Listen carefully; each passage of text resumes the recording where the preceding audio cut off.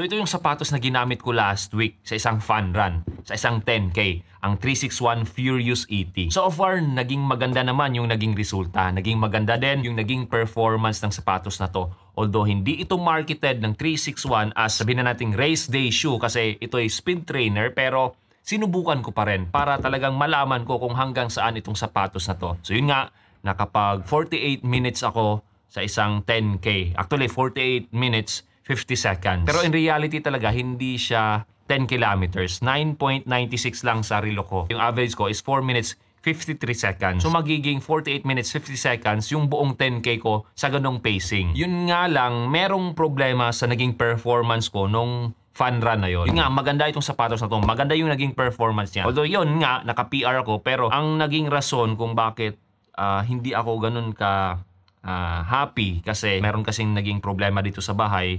Nagkasakit yung tatay ko, kailangan ko siyang alagaan, nagkulang ako sa tulog. 3 to 4 hours lang yung tulog ko every night hanggang sa araw ng event. So maganda sana yung naging performance ng sapatos na to, pero ako lang talaga yung medyo hindi ganun kaganda yung kondisyon. Feeling ko may ibubuga pa, pero yung katawan ko parang hindi nagko-cooperate. Isa at napakalaking bagay na realize ko sa takbo na yon is you cannot outrun a bad sleep. Especially yung poor sleep mo, iilang araw na. Okay lang sana kung isang araw lang. Pwedeng-pwede pa yon. Kasi naturally, pag race day, day prior, hindi talaga tayo nakakatulog dyan ng straight.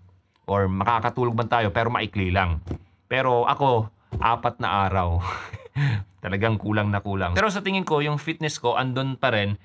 Hindi ko lang talaga araw yun kasi hindi ako 100%.